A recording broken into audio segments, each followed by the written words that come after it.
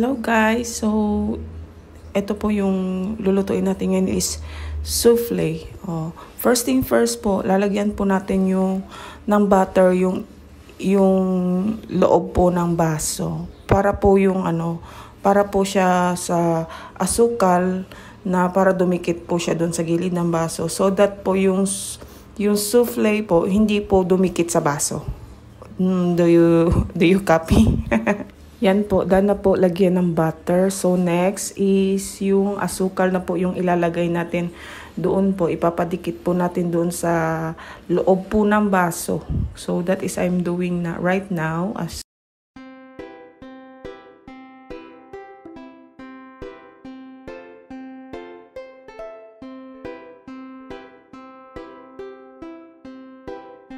And yan po yung itsura ng ilalim ng baso natin at tapos ilalagay po natin siya sa fridge.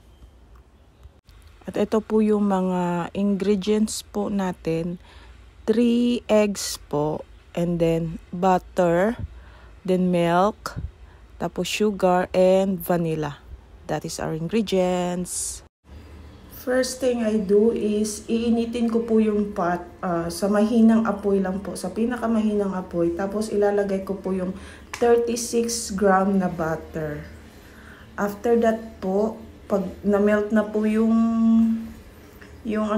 na-melt na yung butter and then put the flour 23 grams. Tapos yung milk 120 grams na milk. Stir slowly lang po. Slowly po yung stir hanggang maging po siya solid. Mahinang apoy pa rin po siya. Kailangan po mahina para hindi masunog. Yan po, as you can see, nagiging solid na siya. And then after that po, set aside po natin.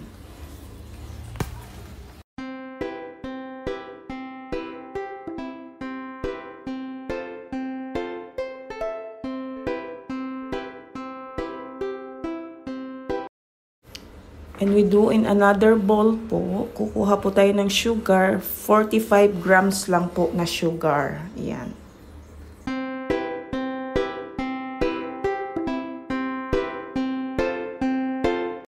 Next po, let's beat the eggs. So yan po, iwalay po natin yung egg white tsaka yung egg yolk from the eggs. Ano ba? And then, mix po natin sa sugar. Actually po, nagkamali po ako dyan. Dapat po kasi yung egg white muna nauna. Tapos po, unti-unti lang po ilalagay yung sugar po. Kasi po yung sugar, pag nilagay mo ng una, namumuo po siya sa ilalim. Tsaka hindi po siya namimix. Kaya pala, kailangan pala, unti-unti lang yung paglagay ng sugar. Ganon. Tapos guys, hindi tayo titigil mag-mix hanggang hindi tumayo itong white na ito. Hanggang hindi siya tumayo guys. Yung pag tinanggal mo yung mixer, yung tatayo na siya guys ba, hindi na siya matutumba. Parang ganon yung explanation eh.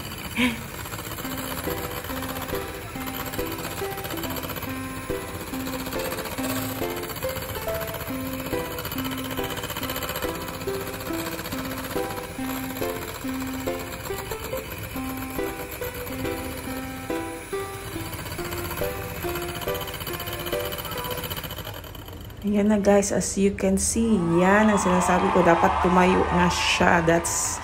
Yan na po yung ibig sabihin na it's done. Gunner. Okay. And here we are po. Ito na po yung kaninang sinet aside natin. So dito po ihahalo natin yung egg yolk po. Paisa-isa lang po yung paghalo ng egg yolk para po ma-mix po talaga siya lahat. At saka yung pag-mix po natin, yung paggamit natin ng mixer, hihinaan po natin muna. Kasi pag nilakasan po natin diretso, tatalsik po yung mga ingredients natin. O yung mga po natin, mga unfinished ingredients natin. Kacharba. Yan guys.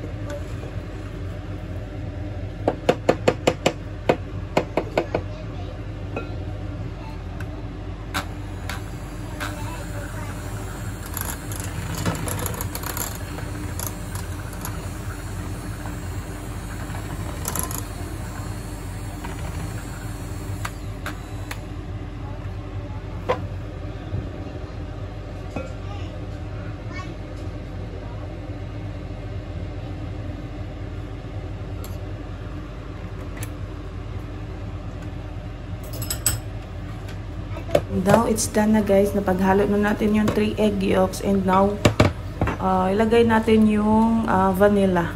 Yung vanilla po is 2 drops is okay lang po. Huwag po natin masyadong ramihan kasi po baka magtubig na po yung cake natin. Kaya 2 drops po is okay na po. And then, i-mix po natin. Yan.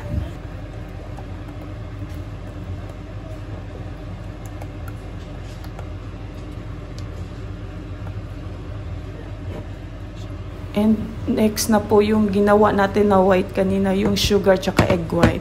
Yan po, unti-unti po natin siyang i-mix sa yellow natin na product, sa unfinished product.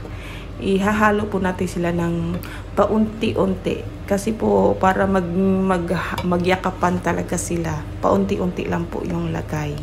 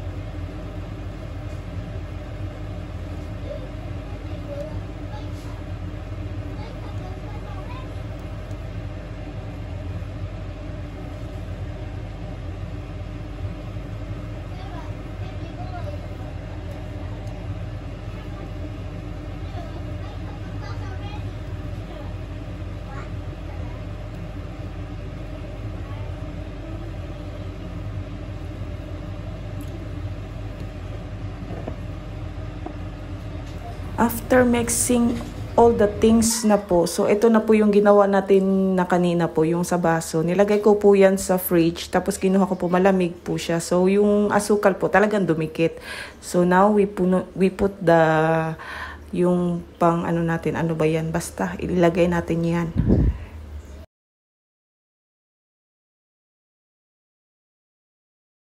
Reminders po, wag po natin siyang masyadong pupunuin or isagad po dun talaga sa tip ng baso. Kasi po, lolobo pa po siya. Tutubo po siya, tutubo.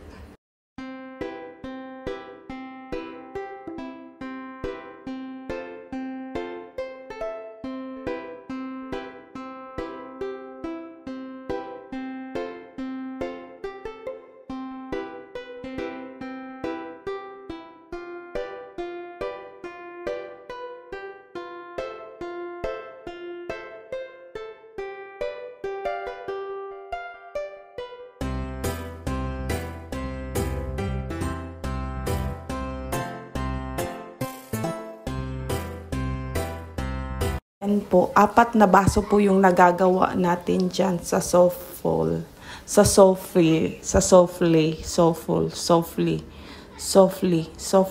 Ano ba talaga? Softly. Souffle siya guys, souffle. Ayan. Hirap naman itong souffle niya to.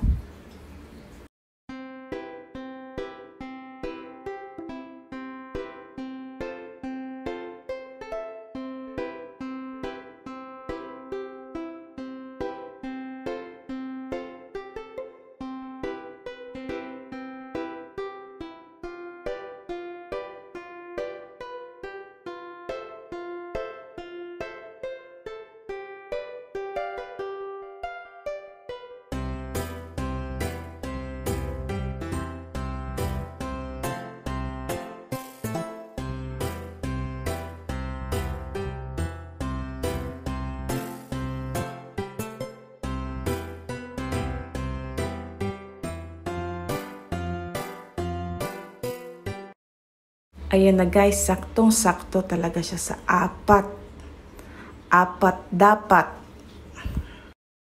Now po, prepare na po siya sa oven natin. Yung oven po natin kailangan po naka-preheat na po siya ng 200 Celsius po, degree Celsius. Tapos, lulutuin po natin siya within 12 to 14 minutes. 14 minutes po is okay. Para po medyo may, as you can see po, may brown sa ibabaw. Ganon po. And ready to eat na po. Let's eat! Ayan po, let's eat na po. So, as you can see po, yan. So, it's so delicious po. Easy to prepare lang po. Para sa akin po, easy to prepare lang po siya. Tapos po, masarap pa po ito sa cake.